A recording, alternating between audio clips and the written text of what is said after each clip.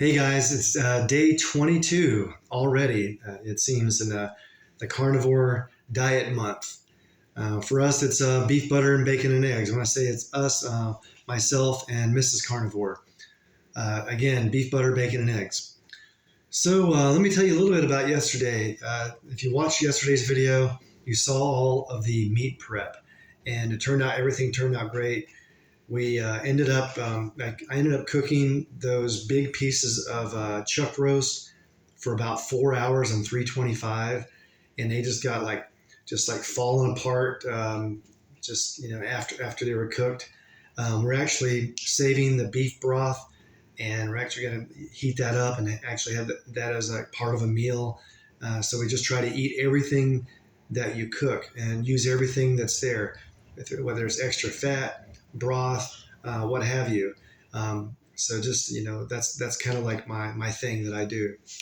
But again, we always eat the fat, So also the chicken hearts, although I didn't eat any yesterday, I cooked all of those. Ended up being, if you remember, three skewers full.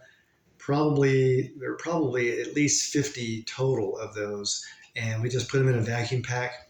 We ate two steaks. Mrs. Carnivore had one. I don't think she finished hers because it was pretty big.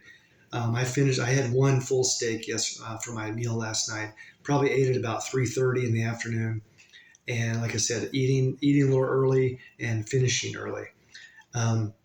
So all the other steaks, I think we put one of the steaks in the refrigerator. All the other ones, we vacuum packed it and put them in the freezer.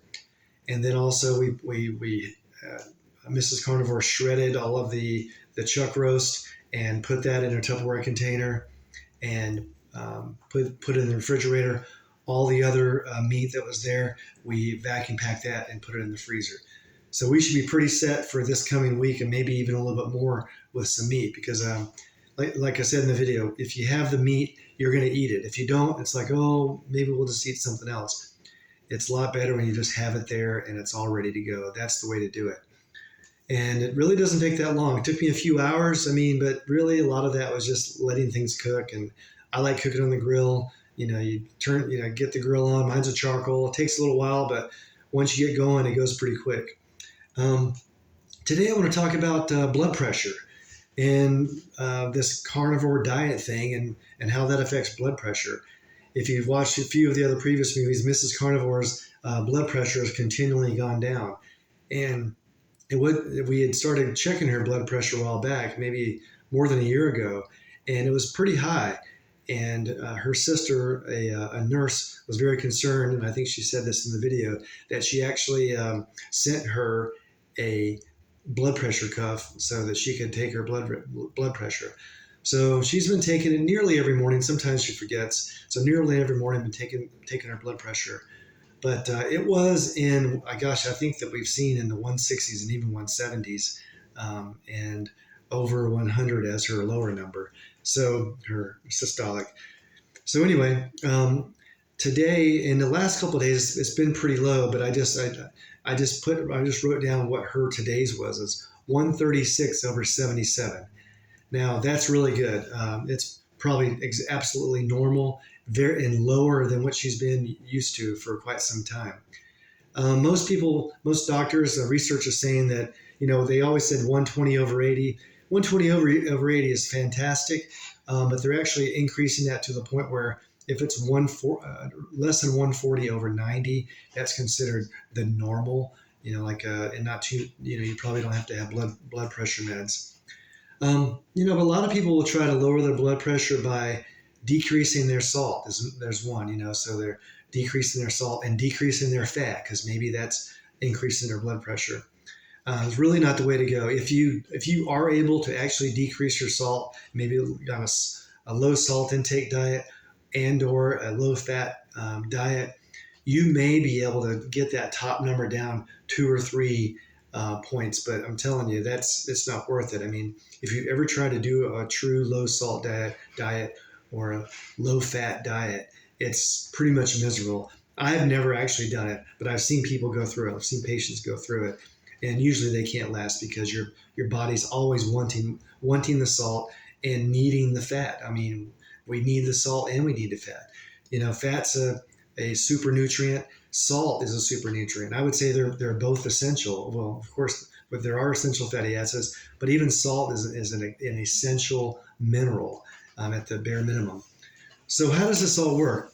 Well, as far as I can tell, especially with Mrs. Carnivore, in general, if you're on a high sugar diet, so and when you say sugar, it's like, well, I don't drink a lot of stuff and I don't use a lot of table sugar, but if you're on a high sugar diet, like eating lots of wheat, breads, cereals, pastas, lots of fruits, lots of honey. I mean, a little bit of that, very low frequency, very little at a time. Probably not a big deal. Our bodies can handle it. But if you're having those on a daily or nearly daily basis over the long run, those carbohydrates, it's going to raise your blood sugar level. And what happens is that your body raises its insulin level to take that sugar and digest it. So what happens over time, your insulin levels, as your blood levels go up, your insulin levels go up. If you think about a diabetic has blood sugars, like 130 or higher. One of my patients he actually went to the hospital because went beyond what the meter would actually read. It was more than 700 was his number. So they actually admitted him into the hospital. So anyway, so what happens when your insulin goes up? It provides fat shortage. Some fat, we need our fat shortage. That's how we've gotten through some lean times. But if we're constantly doing that, we're just getting this repetitive cycle. I eat more sugars. I have more insulin. I start storing more and more and more fat. In the meantime, it's affecting our cortisol levels, or that's our stress hormone levels. It goes higher and higher. That all leads into more inflammation in your entire body, which eventually, all the end result, if you want to look at the end result, its blood pressure is going to just keep going up and up and up, and not really going to go down until you start doing something about it. One thing fantastic about the carnivore diet is that you eat as much as you want until you're full. You don't have to count calories. You only have to buy a few things: beef, butter, bacon, and eggs, if you just go with that formula of the carnivore diet. And we talk about low carb diet. Well, how about this? Carnivore is about as low carb as you can get. It's nearly no carb diet. So, we don't really need carbohydrates to stay super energetic and to stay lean and to stay fit. We don't need them. So if you want to have your insulin levels go down, and on an average basis, your blood sugar levels start to go down, your blood pressure will eventually follow that. In the meantime, so this is what I say.